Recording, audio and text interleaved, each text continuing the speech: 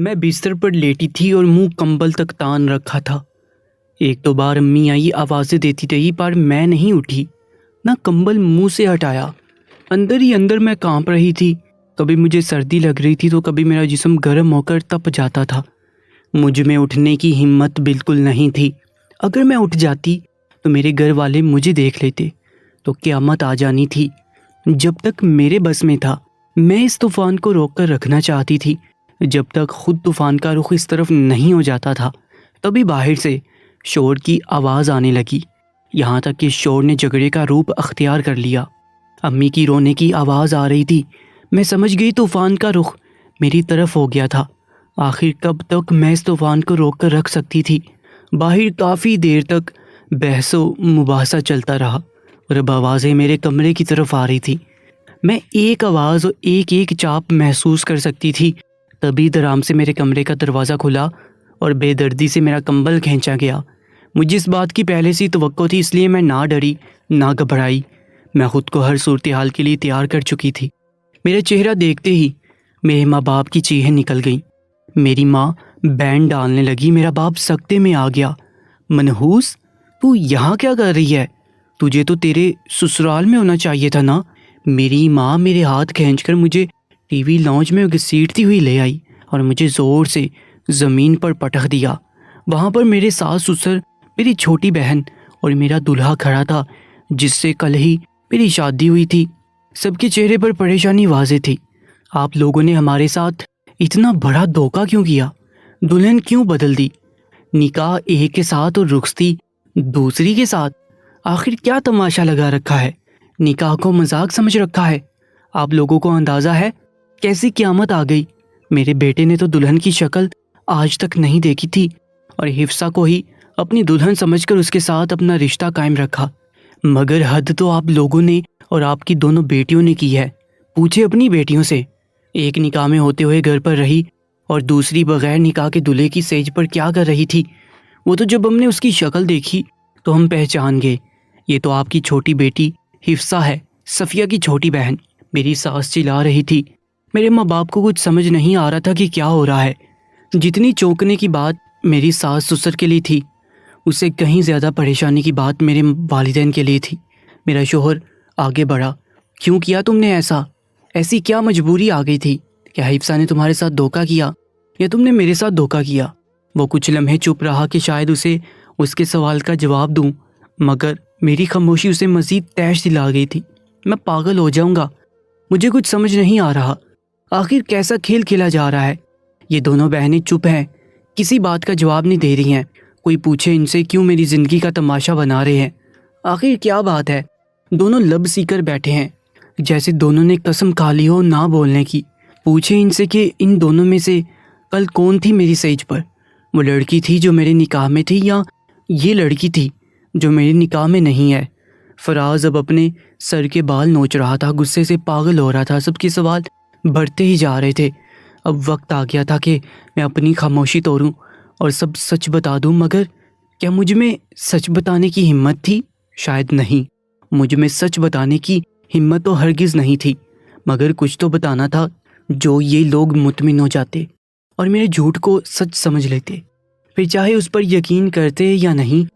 مگر اب اگر میں مزید خاموش رہتی تو پانی سر سے اوپر گزر جاتا، اس لیے میں نے اپنے سیلے ہوئے لب کھولے۔ ایک اور جھوٹ بولا، میرا نام صفیہ ہے، ہم لوگ شریف گھرانے سے تعلق رکھتے تھے، میرے باپ کی سب عزت کرتے تھے۔ میری ایک چھوٹی بہن تھی حفصہ، جو بھی کم عمر تھی مگر لابالی تھی، ضدی طبیعت کی مالک تھی، اسے صحیح غلط کا پہچان بالکل نہیں تھا۔ میں 19 سال کی ہوئی تو میری شادی طے پا گئی۔ لڑکے کا نام فراز تھا، میں نے اسے نہیں دیکھا تھا۔ میں 19 سال کی تھی تو میری شادی طے پا گئی۔ لڑکے کا نام فراز تھا، میں نے اسے نہیں دیکھا تھا، اس نے بھی مجھے نہیں دیکھا تھا، ہماری شادی طے ہو گئی۔ گھر میں میری شادی کی تیاریاں روز پر تھیں، ہر طرف گہما گہمی تھی۔ گھر کی پہلی شادی تھی، سب بہت خوش تھے، اور آج تو کچھ زیادہ ہی افراتفری تھی کیونکہ آج میری شادی تھی۔ جو میں نے بھاری لہنگا پہنا تیار ہو رہی تھی، میری چھوٹی بہن تیار ہو کر آئی۔ میں نے اسے کہا کہ تم بہت پیاری لگ رہی ہو، مگر دوپٹہ کیوں ایسے پھیلایا ہوا ہے؟ ڈھنگ سے دوپٹہ پہنو۔ میں نے اس کا دوپٹہ درست کیا، تو میں حیران رہ گئی، مجھے اس کا پیٹ پھولا ہوا لگ رہا تھا۔ مجھے حیرت تو بہت ہوئی کیونکہ میری بہن بہت دبلی پتلی 16 سالہ کنواری لڑکی تھی اور اس کا پیٹ ایسے کبھی نہیں پھولا ہوا ہوتا تھا۔ میرے ذہن میں ایک دم عجیب خیال آ گیا۔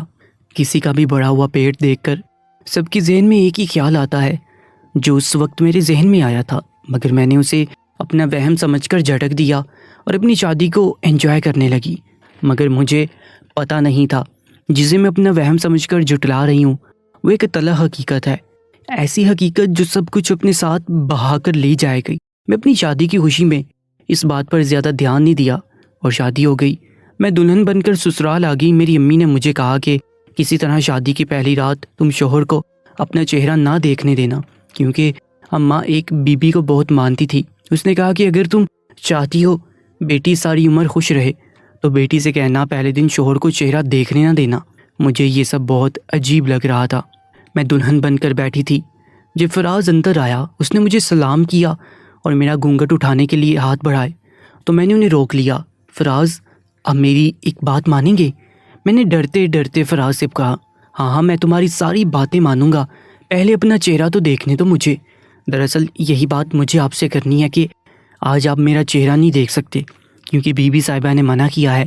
امی ان کو بہت مانتی ہے اور انہوں نے کہا ہے کہ اگر آج چہرہ دیکھا تو کچھ برا ہوگا۔ میں نے ڈرتے ڈرتے کہا، ارے صفیہ یہ کیا بات کر رہی ہو، ایسا کچھ نہیں ہوتا ہے، یہ سب فضول باتیں ہیں۔ کسی دلہے کے ساتھ یہ بہت بڑا ظلم ہوگا جو سے شادی کی پہلی رات دلہن اپنا چہرہ نہ دکھائے۔ فراز مجھے دیکھنے کو مچل رہے تھے۔ مجھے دل ہی دل میں اماں اور بی بی پر بہت غصہ آ رہا تھا۔ ان کی فضول باتوں کی وجہ سے میں اپنے شوہر کو اپنا چہرہ نہیں دکھا سکتی تھی، تو اتنے سجنے سنورنے کا کیا فائدہ تھا۔ فراز کا بھی موڈ اس بات پر بہت خراب ہوا، مگر میں نے بڑی مشکلوں سے فراز کو راضی کر لیا کہ جہاں اب تک میری شکل نہیں دیکھی تھی وہاں کل تک اور صبر کر لیں، اور فراز بجھے ہوئے دل سے راضی ہو گیا اور میں نے اپنا آپ اسے سونپ دیا۔ فراز بہت خوش لگ رہا تھا، تب میں بھی مطمئن ہو گئی۔ اگلے دن رسم کے مطابق میکے آ گئی۔ سب مجھ سے مل کر بہت خوش ہوئے، مگر میری چھوٹی بہن بہت پریشان سی لگ رہی تھی۔ میں نے اس سے وجہ پوچھی۔ شروع میں تو وہ ٹالتی رہی، مگر جب میں نے بہت اصرار کیا تو وہ پھٹ پڑی اور پھوٹ پھوٹ کر رونے لگی، اور اس نے جو بات بتائی وہ سن کر میرا دل دہل گیا۔ میں نے بے اختیار اپنے دل پر ہاتھ رکھ دیا۔ حفصہ بول رہی تھی کہ وہ ماں بننے والی ہے۔ وہ ایک لڑکے سے بہت محبت کرتی تھی۔ اس لڑکے نے اسے بہلا پھسلا کر اس کی عزت تار تار کی اور اب خود بھاگ گیا۔ بہن کی باتیں سن کر مجھے اپنے کانوں پر یقین نہیں آ رہا تھا۔ میری چھوٹی بہن ایسا کیسے کر سکتی ہے، اس حد تک کیسے جا سکتی ہے، اور اتنی بڑی بات ہو گئی تب بھی اس نے ہمیں کچھ نہیں بتایا۔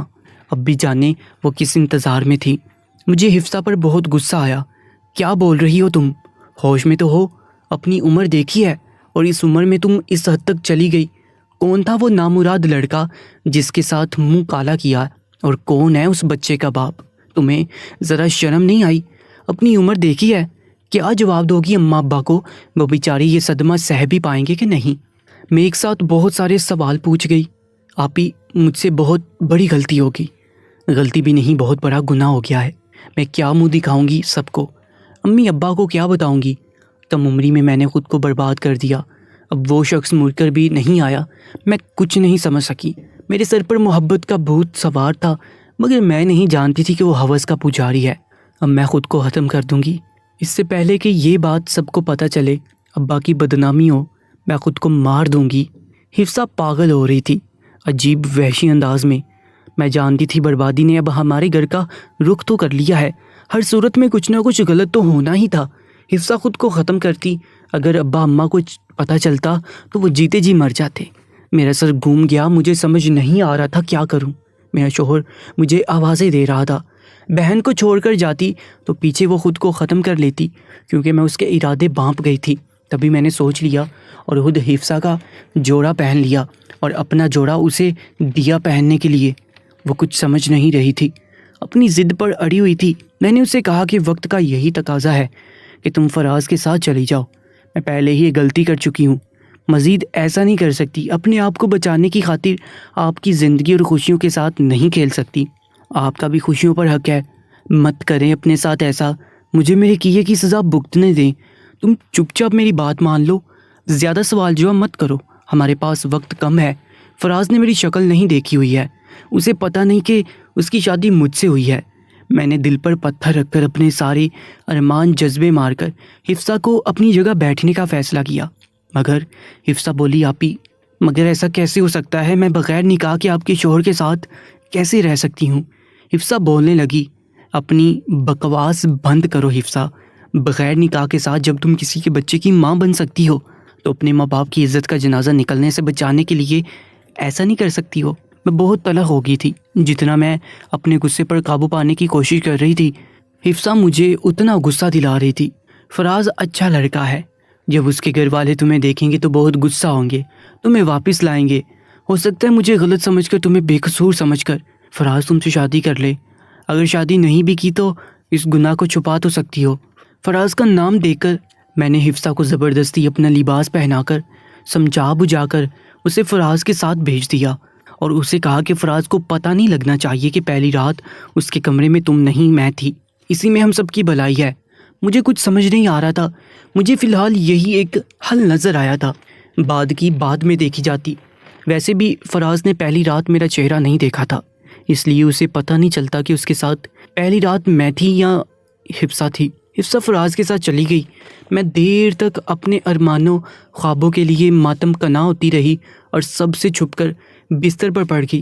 سب نے لاکھ آوازیں دی مگر میں نہیں اٹھی، سب یہی سمجھے کہ تھک کر سو گئی ہے، شادی کی گہما گہمی کی وجہ سے نیند مکمل نہیں ہوئی ہوگی، مگر میں جاگ رہی تھی۔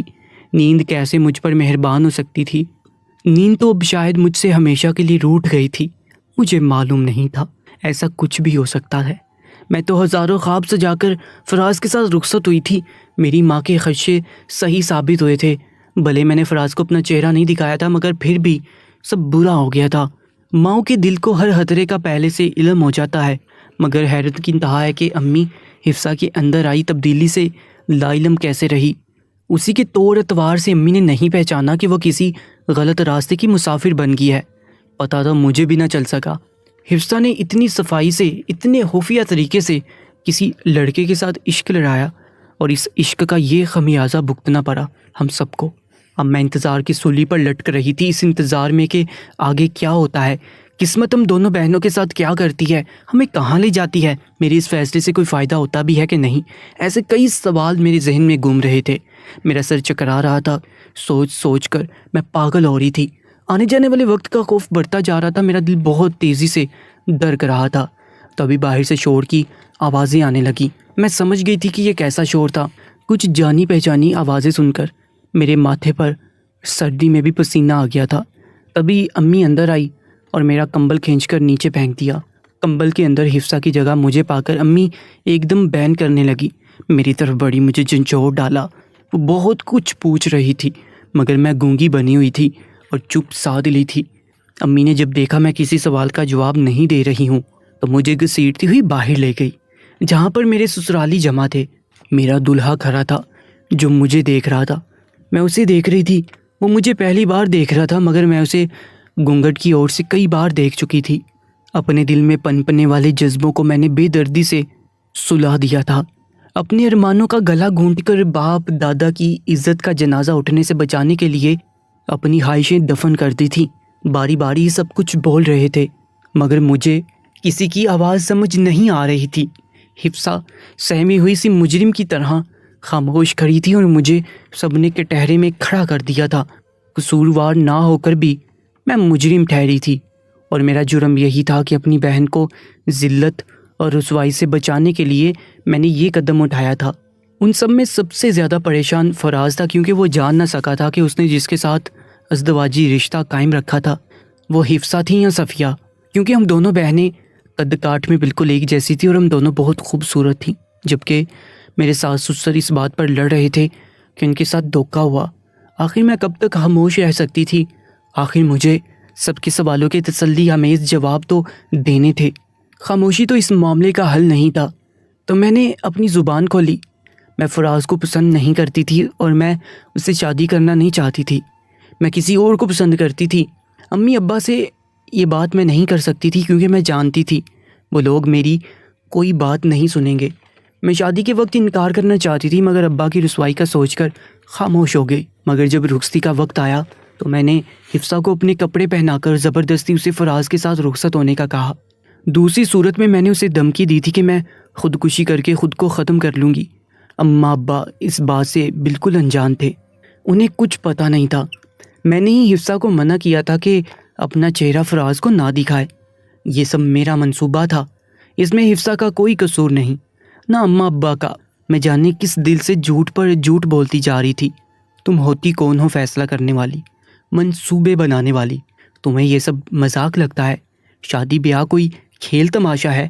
تم جانتی بھی ہو اپنے مطلب کے لیے تم نے ایک کنواری لڑکی کو بغیر نکاح کے ایک غیر مرد کے گھر میں بھیجا ہے اور اتنا بڑا گناہ کروایا مجھ سے۔ جانتی ہو یہ کتنا بڑا گناہ ہے، زنا میں شمار ہوتا ہے۔ اپنے مطلب کے لیے تم اتنا بڑا قدم کیسے اٹھا سکتی ہو؟ اتنی خود غرض کیسے ہو سکتی ہو جو اپنے مطلب کے لیے اپنی بہن کو بھی نہیں بخشا؟ فراز غصے سے پاگل ہو رہا تھا، جبکہ میرے ماں باپ ایک دم چپ ہو گئے تھے۔ ایسا لگتا تھا جیسے انہیں سانپ سونگھ گیا ہو۔ مجھے تو لگ رہا تھا وہ مجھے جان سے مار دیں گے، مگر ان کو چپ دیکھ کر میں شدید حیران رہ گئی۔ میرا سسر ایک نیک مومن بندہ تھا اور مسجد کا پیش امام تھا۔ اس نے سب کو چپ کروایا اور معاملے کا حل نکالنے کا کہا۔ بہت دیر تک باپ بیٹے کے بیچ بحث و مباحثہ ہوتا رہا۔ بیٹا غصے سے پاگل ہو رہا تھا اور مجھے طلاق دینا چاہتا تھا، مگر باپ چاہ رہا تھا کہ اگر رشتہ ختم کیا تو دونوں صورتوں میں ہماری بدنامی ہوگی، لوگ کیا کہیں گے۔ شادی کے اگلے دن طلاق ہو گئی۔ آخرکار بہت دیر بعد سب اس بات پر متفق ہو گئے کہ مجھے یعنی صفیہ کو فراز طلاق دے گا، کیونکہ فراز مجھ سے مزید کوئی رشتہ رکھنا نہیں چاہتا تھا۔ مگر میرے سسر نے فراز کو بڑی مشکلوں سے راضی کر لیا اور میں نے دل میں شکر کا کلمہ پڑھا۔ جیسے میں نے سوچا تھا ویسا ہی ہوا تھا۔ میں اپنے رب کی بہت شکر گزار تھی کہ اس نے ہمارا پردہ رکھ لیا اور حفصہ اور فراز کا نکاح اسی وقت میرے سسر نے پڑھایا۔ سب کا یہی کہنا تھا، اس سب میں حفصہ بیچاری کا کیا قصور تھا، اسے کیوں بہن کے کیے کی سزا ملے، جبکہ سب یہی سمجھ رہے تھے کہ فراز کے ساتھ پہلی رات کو بھی حفصہ تھی۔ اب زمانے کو بھی یہی دیکھنا تھا کہ فراز کی شادی حفصہ سے ہوئی تھی، کیونکہ یہ شادی کے وقت صفیہ نے انکار کر دیا تھا۔ حفصہ مسلسل مجھے دیکھتی جا رہی تھی، اس کی آنکھوں سے آنسو بہہ رہے تھے۔ اسے یہ دکھ کھائے جا رہا تھا کہ میں بے قصور ہو کر بھی سب کی عتاب کا نشانہ بنی ہوئی ہوں اور حفصہ قصوروار ہو کر بھی معصوم اور بیچاری بنی ہوئی ہے۔ مگر میں اسے آنکھوں ہی آنکھوں میں چپ رہنے کا کہتی رہی اور اسی میں ہم سب کی بہتری تھی۔ میں اپنے والدین سے بہت محبت کرتی تھی، ہمیشہ مجھے ایسی لڑکیوں سے سخت چڑ رہی تھی جو ماں باپ کی عزت اپنے قدموں تلے روند کر پیار محبت کے نام پر گھر سے بھاگ جاتی ہے۔ حفصہ کو لے کر سب چلے گئے۔ اب میں تھی ٹوٹی پھوٹی بدقسمت دلہن جو ایک رات میں شادی سے طلاق تک کا سفر طے کر چکی تھی۔ میرے سارے ارمان خواب ریزہ ریزہ ہو گئے تھے۔ میں جانتی تھی اب امی ابو مجھے نہیں چھوڑیں گے، مجھے شاید وہ لوگ زندہ زمین میں دفن کر دیں، کیونکہ ان کی نظر میں ان کی مجرم میں تھی۔ میں نے انہیں اپنی سسرالیوں کے سامنے شرمندہ کیا تھا، میری وجہ سے ان کی نظریں جھکی ہوئی تھیں، مگر میں چپ تھی، اس لیے کہ یہ شرمندگی اس شرمندگی سے کئی گنا بہتر ہے جو حفصہ ان کے سر ڈالنے والی تھی۔ مگر حیرت انگیز طور پر اماں ابا دونوں بالکل چپ چاپ مجھے دیکھتے رہے اور امی آگے بڑھی اور پیار سے میرے بالوں پر ہاتھ پھیرا۔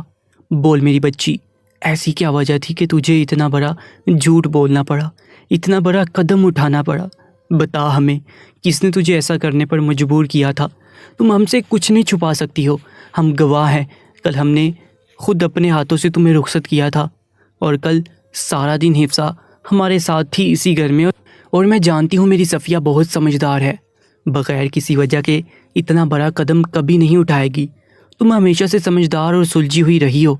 امی مجھے پچکارتی ہوئی بول رہی تھی، میں تو یہ بھول ہی گئی تھی کہ امی ابا نے کل سارا دن حفصہ کو اپنی آنکھوں کے سامنے دیکھا ہوگا، یہاں تک کہ صبح تک بھی حفصہ ان کے ساتھ تھی۔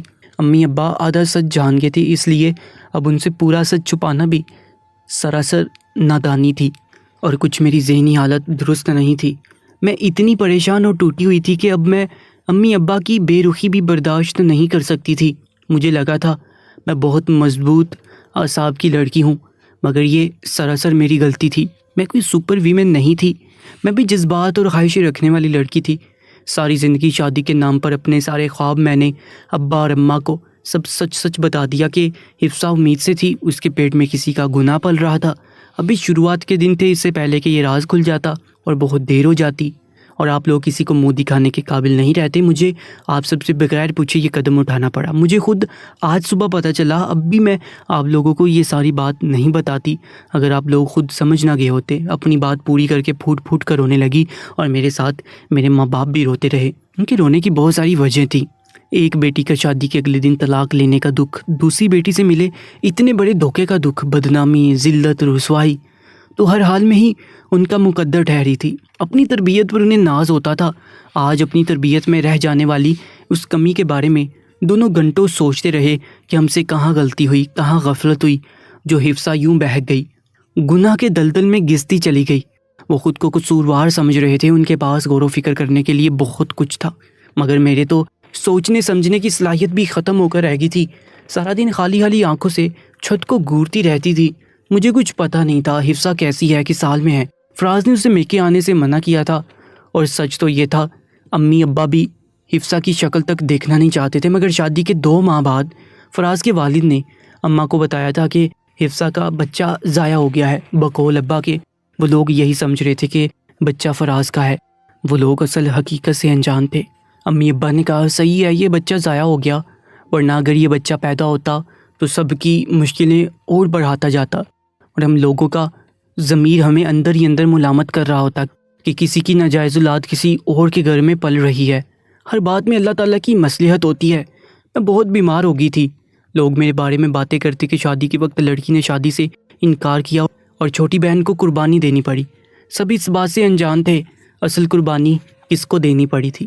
میں نے اپنے خوابوں اور مانوں کو دل کے قبرستان میں ہی دفن کر دیا. میرے ماں باپ ہر وقت میری دل جوئی کرتے رہتے تھے. امی ابا نے وہ شہر وہ گھر چھوڑ دیا. ہم لوگ پھر سے اپنے آبائی گاؤں آ کر آباد ہو گئے تھے. وہاں پر ہی بابا نے اپنے دور کے رشتہ دار سے میری شادی کر دی تھی جو عمر میں مجھ سے کافی بڑا تھا. میں نے اپنے ماں باپ کا مان رکھا اور اس رشتے کو بھرپور طریقے سے نبھایا. مگر میں کیا کرتی، میرے دل میں فراز تھا. ایک ہی رات میں فراز کی صحبت میں رہ کر، اس کے نکاح میں رہ کر مجھے اس سے محبت ہو گئی تھی. مگر ہولے ہولے اس محبت کو میں نے اپنی دل سے نکالا اور ہاشم کی وفادار رہنے کی کوشش کرنے لگی اور اس کوشش میں کامیاب بھی ہوگی. ہاشم بہت اچھا انسان تھا، مجھ کو بہت پیار سے رکھتا تھا. ہمارے 2 بچے بھی ہوئے. میں اب برا وقت بولنا چاہتی تھی مگر حفصہ کی بہت یاد آتی تھی. جانے کے سال میں ہوگی حفصہ کے سسر جو کہ بہت اچھے انسان تھے، انہوں نے ابا سے رابطہ رکھا ہوا تھا جو کہ فون کی حد تک ہی محدود تھا، کیونکہ فراز نہیں چاہتا تھا کہ ہم سب سے حفصہ اب کوئی بھی رابطہ رکھے. حفصہ کے سسر کے مطابق حفصہ اور فراز ایک ساتھ خوش ہیں اور ان کے بچے بھی ہیں. مگر میں جانتی تھی حفصہ اندر سے اداس ہی ہوگی. اسے یہ احساس ندامت کبھی خوش رہنے نہیں دے گا کہ اس نے میرے حق پر قبضہ کیا ہے. اور ماں باپ سے ملنے کی طرف ان سے جدائی کسی کو خوش رکھنے نہیں دیتی ہے. وقت اپنے ساتھ ایسے کئی قصے کہانیاں لاتا ہے اور ایک ایسا وقت بھی آتا ہے جب اپنے ساتھ یہ سب بیتے وقت کا حصہ بن جاتا ہے اور سب ماضی بن جاتا ہے. کئی سالوں بعد حفصہ نے فراز کو راضی کر لیا اور پھر سے میکے آنے جانے لگی. میرا کبھی فراز سے سامنا نہیں ہوا، میں اس کا سامنا نہیں کرنا چاہتی تھی. میری ان ساری ماؤں سے التجا ہے جن کے گھر جوان بیٹیاں ہیں، برائے مہربانی اپنی بیٹیوں پر نظر رکھیں. یہ دیکھیں کہ کس کے ساتھ ان کا ملنا جلنا ہے، کہاں اٹھتی بیٹھتی ہیں. اپنی بچیوں پر بھروسہ کریں، انہیں اپنے اعتماد میں لیں، ان کے دوست بن جائیں تاکہ وہ کسی غلط راہ پر نہ چلیں. اور تمام لڑکیوں کو کہنا چاہتی ہوں، عشق، پیار، محبت کے نام پر آخر کب تک آپ سب بے وقوف بنتی آئیں گی. کسی کی کہانی سے دوسرا انسان سبق کیوں نہیں سیکھتا، یہاں تک کہ خود اسے کہانی کا حصہ بن جاتے ہیں. اپنے جذبات، احساسات سب کسی ایک خاص انسان کے لیے رکھیں، ہر کسی پر اپنے جذبے نہ لٹائیں. شادی کے بعد اپنے شوہر سے محبت ہی محبت کا اصل حسن ہے. اس خوبصورت احساس کے لیے ضروری ہے آپ کے جذبے خالص اور پاک ہوں، اور بس اپنے محرم کے لیے ہی اپنے محبت دل میں ہو. اللہ تعالیٰ سے دعا ہے ہر لڑکی کا نصیب اچھا کرے، انہیں غلط راستوں اور غلط لوگوں سے اپنی پناہ میں رکھے. میرا نام صفیہ ہے. میرا تعلق سرگودا کے گاؤں ساہیوال سے تھا. میری عمر 30 سال تھی. میری ایک بیٹی تھی جس کی عمر ابھی 15 سال ہوئی تھی، اور میرے شوہر کا نام وسیم تھا جو کہ رکشہ چلایا کرتا تھا. میرے شوہر کو ہمیشہ سے ہی بیٹے کی بہت خواہش تھی، لیکن جب میری بیٹی اس دنیا میں آئی تو ڈاکٹر نے کہہ دیا کہ میں اس کے بعد دوبارہ ماں نہیں بن سکتی ہوں. بچی کی اور ماں کی جان بچ گئی ہے، یہی کافی ہے۔ میرے شوہر نے سب کے سامنے کہا تھا کہ اب یہ دونوں بھی میرے کسی کام کی نہیں ہے۔ میں نے شادی اسی لیے کم عمری میں کی تھی کہ جلدی جلدی میرا بیٹا پیدا ہو جائے گا تو میرے ساتھ کھڑا ہوگا، کیونکہ میرا تو کوئی بھائی بھی نہیں تھا۔ لیکن اس عورت نے تو میری ساری امیدیں ہی توڑ دی۔ اب میں دوسری شادی کروں گا، اور 14 سال ہو گئے میرے شوہر نے ابھی تک دوسری شادی نہیں کی تھی۔ اس لیے نہیں کہ وہ میرے ساتھ بہت زیادہ وفادار تھا، بلکہ اس لیے کیونکہ اسے کسی نے اپنی بیٹی کا رشتہ ہی نہیں دیا، کیونکہ وہ پورے محلے اور رشتہ داروں میں ایک لاپرواہ انسان مشہور تھا۔ اس نے اپنا رکشہ بھی بیچ دیا تھا۔ میں گھر میں کپڑے سیا کرتی تھی اور اسی سے گھر چلتا تھا۔ کبھی کبھی وہ کہیں سے تھوڑے بہت پیسے لے آتا تھا، لیکن ویسے سب کو ہی پتہ تھا کہ اس کی کوئی پکی کمائی نہیں ہے، اور جب کوئی کسی کو اپنی بیٹی دیتا ہے اور یہ بھی دیکھتا ہے کہ دوسری شادی ہے تو وہ کم سے کم اتنا تو کہتا ہے کہ پیسے تو ہونے چاہیے لڑکے کے پاس۔ اب میری بیٹی میرے قد جتنی ہوتی جا رہی تھی، اب اس نے ویسے بھی کس سے شادی کرنی تھی۔ میری بیٹی کا نام ماریا تھا، بہت ہی زیادہ خوبصورت، دبلی پتلی تھی، اور یہ بڑی عجیب بات تھی کہ ہمارے خاندان میں یہ پہلی لڑکی تھی جس کا رنگ بھی بہت زیادہ صاف تھا۔ لیکن میری بیٹی بہت زیادہ معصوم تھی، کیونکہ میں نے ساری زندگی اسے اپنے گلے سے لگا کے چھپا کے رکھا تھا، یہ سوچ کر کہ میری ایک ہی اولاد ہے، دوبارہ کوئی اولاد نہیں ہو سکتی، اگر اسے بھی کچھ ہو گیا تو میں تو بے اولاد ہو جاؤں گی۔ اسی لیے میں نے اسے ساری زندگی ضرورت سے زیادہ ہی حفاظت سے پال کر رکھا تھا، اور اس کا نقصان یہ ہوا تھا کہ وہ ضرورت سے زیادہ ہی معصوم تھی، اسے کسی بات کا پتہ نہیں تھا۔ میں اس کو لڑکیوں کے ساتھ کھیلنے جانے کے لیے نہیں چھوڑتی تھی، اس طرح اس سے کسی کی دوستی نہیں ہوئی، اور اس نے محلے کی لڑکیوں کے ساتھ زیادہ وقت نہیں گزارا۔ میں اسے شادیوں میں بھی نہیں لے کر جاتی تھی، اور اس کے علاوہ ہم غریبوں کا اور کون سا آنا جانا ہوتا ہے، لیکن میں سوچتی رہتی تھی کہ میں اس کے ساتھ ہوں، ساری زندگی میں خیال کروں گی۔ میں تو اسے بیرونی خطرات سے بچا رہی تھی، مجھے کیا پتا تھا کہ کبھی کبھی خطرے اندرونی بھی ہوتے ہیں۔ خیر یہ تو ایک لمبی بات ہے۔ جب میری بیٹی تھوڑی جوان ہو گئی تو میرے شوہر نے اس سے بہت زیادہ پیار کرنا شروع کر دیا، جبکہ ساری زندگی اسے دھتکارتا ہی تھا، کہتا تھا کہ تیری وجہ سے تو نے اپنی ماں کو بانجھ بنا دیا اور میرے بچے اس دنیا میں آنے سے رہ گئے ہیں، نہیں تو میں نے 12 بچے پیدا کرنے تھے۔ لیکن یہ سب تو قسمت کا کھیل تھا۔ میں کہتی تھی کہ اس میں میری بیٹی کا کوئی قصور نہیں تھا، لیکن ابھی تک وہ میری بیٹی سے نفرت کرتا تھا، اسے تانے دیتا تھا، اسے اپنے ساتھ کہیں لے کے نہیں جاتا تھا، اسے اپنی بیٹی نہیں مانتا تھا، اس کے سر پر پیار سے ہاتھ نہیں رکھتا تھا۔ لیکن آج تو میں سامنے کا منظر دیکھ کر حیران رہ گئی۔ وہ میری بیٹی کو اپنے پاس بٹھا کر بیٹھا تھا اور اس سے بہت پیار سے بات کر رہا تھا اور کہہ رہا تھا کہ تمہارے لیے کیا لے کر آؤں، 1-2 دن کے لیے شہر جا رہا ہوں۔ میری بیٹی بھی حیران نظر آ رہی تھی۔ اس نے کوئی چیز بتا دی اور اٹھ کر کمرے میں چلی گئی۔ میں نے اپنے شوہر سے کہا کہ آج کل بہت پیار آ رہا ہے اپنی بیٹی پہ، تو کہنے لگا کہ بس اب میں بوڑھا ہو گیا ہوں اور مجھے احساس ہو گیا ہے کہ یہ ہمارے بڑھاپے کا سہارا ہے۔ میں بھی تو پاگل تھا، بس یہی سوچتا تھا کہ نسل بڑھ جائے گی، لیکن اگر یہ میرے نصیب میں نہیں ہے تو میں کیا کر سکتا ہوں۔ میں نے تیرے ساتھ نہیں اللہ کے ساتھ ضد ڈالی تھی، اور اللہ کے ساتھ ضد نہیں لگانی چاہیے۔ ابھی یہی میری بیٹی ہے اور میں اس سے بہت زیادہ پیار کروں گا۔ یہ سن کر میری آنکھوں میں آنسو آ گئے کہ چلو اس انسان کو سمجھ تو آ گئی، اور میں نے اسے کہا کہ اب تو بیٹی جوان ہو رہی ہے، اب تو 1-2 سال تک اس کی شادی ہو جائے گی، پھر چھوڑ کر چلی جائے گی۔ تم نے سارے سال تو ضائع کر دیے۔ کتنی پیاری تھی وہ جب چھوٹی تھی، کیسے بھاگ بھاگ کر تیرے پیچھے جاتی تھی، تجھے بابا بابا کہتی تھی اور تو اسے اٹھاتا نہیں تھا۔ اس بات پر میرے شوہر کی آنکھوں میں آنسو آ گئے۔ اس نے کہا کہ میں نے واقعی کافی سارا وقت برباد کر دیا، لیکن ابھی بھی دیر نہیں ہوئی ہے۔ جب بیٹی بہت چھوٹی تھی تو میں اس کو اس کے باپ کے ساتھ نہیں چھوڑتی تھی، یہ سوچ کر کہ کسی دن اس کو غصہ نہ آئے اور یہ میری بیٹی کو مار ہی نہ ڈالے۔ لیکن مجھے یقین ہو گیا تھا کہ اس کے دل میں واقعی اس کی بیٹی کی محبت جاگ گئی تھی۔ آخر وہ اس کا اپنا باپ تھا، کوئی ستیلا نہیں۔ دن اسی طرح گزرنے لگے اور یہ دونوں بہت ہی زیادہ قریب آ گئے۔ جو لمحات انہوں نے ایک دوسرے کے ساتھ نہیں گزارے تھے وہ اب گزار رہے تھے۔ وہ میری بیٹی کو اپنے ساتھ بازار بھی لے جاتا، اس کے لیے تحفے تحائف بھی لاتا اور کھانے پینے کی کوئی نہ کوئی چیز تو ضرور لے کر آتا تھا۔ مجھے آج کل ایک جگہ نوکری مل گئی تھی، ایک سینٹر تھا جہاں پر جا کر کپڑے سینے تھے، اور ایک سوٹ کے ساتھ کافی سارے پیسے بچ رہے تھے۔ میں گھر میں کپڑے سیتی تھی تو گھر کے کاموں میں لگ جاتی تھی، لیکن وہاں پر جاتی تو دماغ صرف کام کی طرف لگتا تھا۔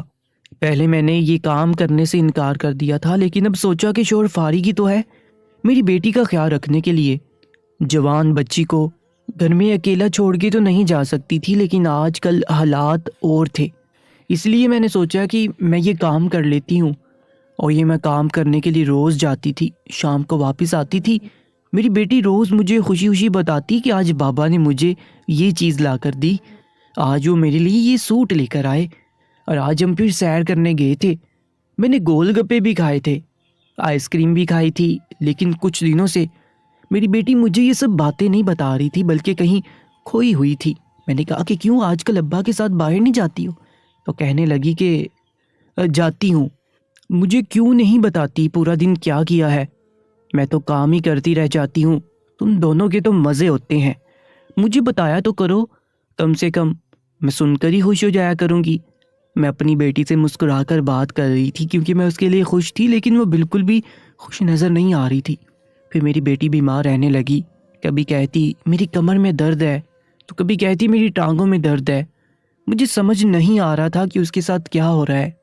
ایک ہی ڈاکٹر تھی ہمارے پورے گاؤں میں، اس سے بات کی تو اس نے کہا کہ بچی جوان ہو رہی ہے، اس لیے یہ سب کچھ ہو جاتا ہے، تم زیادہ فکر مت کیا کرو، جب اسے درد ہو تو درد کی گولی دے دیا کرو، اس کی خوراک بہتر کرو، دودھ وغیرہ دیا کرو تو ٹھیک ہو جائے گی۔ میں نے کہا کہ ٹھیک ہے، میں نے اس بات پر زیادہ دھیان نہیں دیا۔ اور عجیب بات یہ بھی تھی کہ آج کل میرا شوہر ویسے تو بہت خوش تھا، اس کا موڈ بھی بہت زیادہ اچھا تھا، کافی دنوں سے اس نے میرے ساتھ جھگڑا بھی نہیں کیا تھا، گھر میں پیسے بھی لا رہا تھا، لیکن مجھ سے دور دور بھاگ رہا تھا۔ ہماری کون سی ابھی اتنی عمر ہوئی تھی، اور اگر وہ اتنا ہی خوش تھا تو تھوڑی سی محبت میرے ساتھ بھی تو بانٹ سکتا تھا، ساری زندگی تو میرے ساتھ لڑتا ہی رہا تھا، لیکن وہ مجھ سے ایسے دور بھاگ رہا تھا جیسے میں اس کے لیے کوئی نامحرم ہوں۔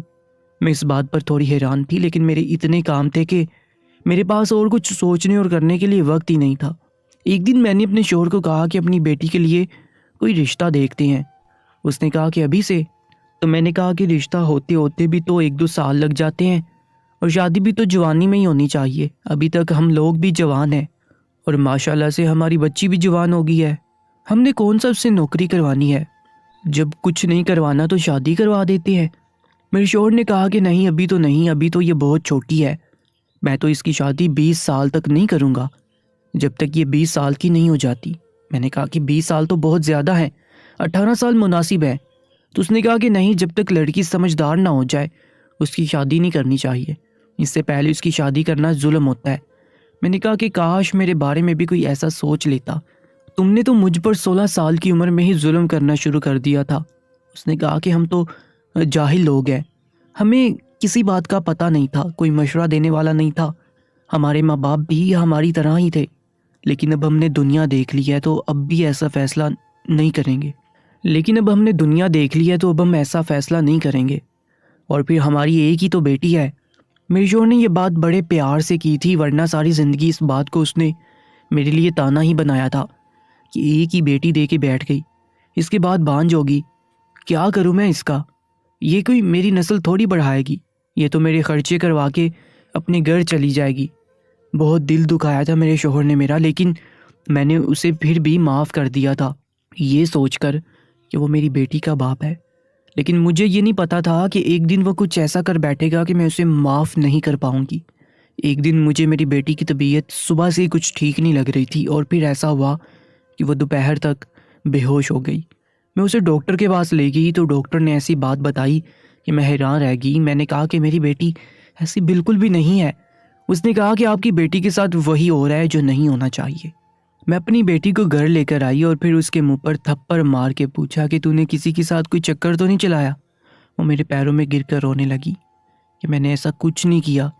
پھر اس نے مجھے ایسی بات بتائی کہ آج ایسا لگا کہ جیسے آسمان میرے سر پر گر گیا ہو، پیروں کے نیچے زمین نہیں ہے اور دنیا کے سارے پتھر مجھے لگ رہے ہیں۔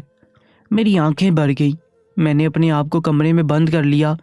2 گھنٹے بعد باہر نکلی اور بیٹی سے پوچھا کہ جھوٹ تو نہیں بول رہی؟ اس نے کہا کہ سچ بول رہی ہوں۔ پھر رات کو میرے شوہر نے ایسا منظر دیکھا کہ وہ حیران رہ گیا۔ میں نے اپنی بیٹی کو اپنے کمرے میں سلانا شروع کر دیا۔ شوہر نے کہا کہ اس کو یہاں کیوں سلایا ہے، اس کا تو اپنا کمرہ ہے۔ میں نے کہا کہ یہ یہیں سویا کرے گی۔ میں نے کہا کہ یہ یہیں سویا کرے گی۔ اس نے کہا کہ پھر میں کہاں جاؤں؟ تو میں نے اسے کہا کہ تم جہاں مرضی چلے جاؤ۔ اس نے کہا کہ تجھے کیا ہو گیا ہے، منہ کیوں بنا رکھا ہے؟ میں نے کہا کہ میں نے منہ نہیں بنایا، میں اپنی بیٹی کو گلے سے لگا کر سو رہی تھی اور ابھی بھی میری آنکھوں سے آنسو نکل رہے تھے۔ اگلے دن سے میں نے کام پہ جانا بھی چھوڑ دیا اور پھر سے گھر میں ہی کپڑے سینے لگی۔ میرے شوہر نے کہا کہ کام پہ کیوں نہیں جا رہی؟ تو میں نے کہا کہ کام چھوڑ دیا ہے۔ اس بات پر وہ حیران رہ گیا۔ اس نے کہا کہ اتنا اچھا کام چھوڑ دیا؟ میں نے کہا کہ ہاں چھوڑ دیا، اور ویسے بھی تجھے کیا ہے، اچھا ہو یا برا، میرا دل نہیں کیا کرنے کا تو میں نے چھوڑ دیا۔ اور تو بھی اپنے اوپر توجہ دے، جو تو کر رہا ہے اچھی بات نہیں ہے، اس لیے اپنے آپ کو بدل۔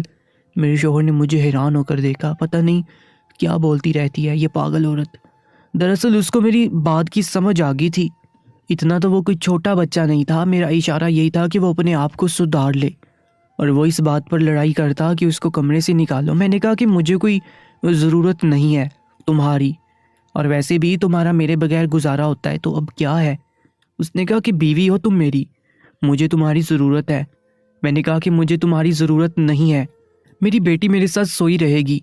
اگر تم کو کوئی مسئلہ ہے تو پھر میں اپنی بیٹی کے کمرے میں چلی جاؤں گی، لیکن اس کمرے کے اندر دروازہ نہیں تھا، اس لیے میں وہاں نہیں جانا چاہتی تھی۔ ہم لوگ غریب تھے، ہم سے ایک دروازہ ہی نہیں لگایا جا رہا تھا۔ دن اسی طرح گزرنے لگے اور میری بیٹی کی طبیعت ٹھیک ہونے لگی۔ میں گھر میں کام نہیں کرتی تھی، مجھے بہت نقصان ہو رہا تھا۔ ہمارے گھر کے حالات پھر سے خراب ہو گئے، میرے شوہر نے سامان لانا پھر سے چھوڑ دیا۔ اب میں اس کے ساتھ اپنی بیٹی کو کہیں باہر نہیں جانے دیتی تھی۔ میں کمرے میں سکون سے سو رہی تھی۔ میں کھانا بنا کر پہلے ہی کچن میں رکھ دیا تھا۔ میری بیٹی نے مجھے جگایا، کہا بھوک لگی ہے، آ کر کھانا کھا لو۔ میرا شوہر بھی باہر بیٹھا تھا۔ ہم لوگوں نے مل کر کھانا کھایا اور اس کے بعد مجھے ہوش ہی نہیں رہی کہ میں کہاں ہوں۔ آدھی رات کو میری آنکھ کھلی تو یہ دیکھ کر قدموں تلے سے زمین نکل گئی کہ میری بیٹی تو میرے پاس نہیں تھی۔ میں فوراً اٹھی اور باتھ روم کی طرف گئی کہ شاید وہ باتھ روم میں ہوگی، لیکن وہاں پر بھی نہیں تھی۔ اس کے بعد میں نے ایسا منظر دیکھا کہ میرے قدموں تلے سے زمین نکل گئی۔ میری بیٹی اپنے کمرے میں سو رہی تھی اور میرا شوہر چارپائی پر بیٹھا تھا۔ میں اسے کچھ پل دیکھتی رہی۔ اس نے کہا کیوں پاگلوں کی طرح مجھے گھور رہی ہو؟ میں سارا معاملہ سمجھ گئی تھی۔ اس نے کہا کہ جا کر سو جا، چل جا یہاں سے۔ میں نے کھانے میں نیند کی دوائی ملائی تھی، ورنہ مجھے کبھی بھی ایسی بے ہوشی والی نیند نہیں آتی۔ مجھے پتہ ہی نہیں چلا کہ میری بیٹی کب اٹھ کر گئی۔ صبح میری بیٹی کو بخار تھا اور اس کو ہوش ہی نہیں آ رہا تھا۔ میں بہت زیادہ پریشان تھی۔ ایک محلے دار عورت کو اس کے پاس بٹھایا اور دل میں ایک فیصلہ کر لیا۔ میں محلے میں گئی اور اس آدمی سے ملی جو دیگی کرائے پر دے دیا کرتا تھا۔ میں نے اسے کہا کہ مجھے سب سے بڑی دیگ چاہیے۔ اس نے مجھے دکھائی۔ میں نے کہا نہیں، اس سے بھی بڑی والی چاہیے۔ اس نے کہا کیا سارے محلے کے لیے کھانا بنانا ہے؟ میں نے کہا کہ آپ یوں ہی سمجھ لیں، اور مجھے سب سے زیادہ بڑی دیگ دیں، اور چولہا بھی چاہیے۔ اس نے کہا کہ ٹھیک ہے، اور مجھے سامان دے دیا۔ میں وہ سامان گھر لے آئی۔ رات کو بجلی خراب تھی، پورے محلے کی بجلی خراب تھی، لیکن سردیاں تھیں اس لیے سارے سکون سے سو رہے تھے۔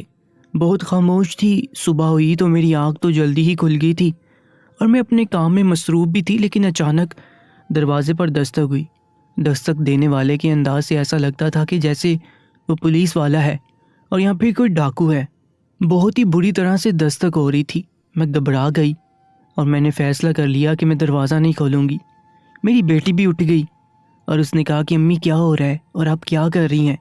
اتنا کھانا کس کے لیے پکا رہی ہیں، اور بابا کہاں ہے؟ میں نے کہا کہ اس کو باپ کہنے کی ضرورت نہیں ہے۔ میری بیٹی نے مجھے دیکھا تو اس کے منہ سے چیخ نکل گئی۔ اس نے کہا کہ آپ کے کپڑوں پر کیا لگا ہوا ہے؟ میں نے کہا کہ پاگل، یہ تو میں وہ مرغی کاٹ رہی تھی نا، اسی لیے میرے کپڑوں پر یہ سب کچھ لگا ہوا ہے۔ تم گھبراؤ نہیں، میں تیری ماں ہوں نا، میں نے سب ٹھیک کر دیا ہے، لیکن بار بار دستک ہو رہی تھی۔ اس نے کہا کہ دروازے پر کون ہے اور یہ ہمارے گھر کا دروازہ کیوں توڑ رہے ہیں؟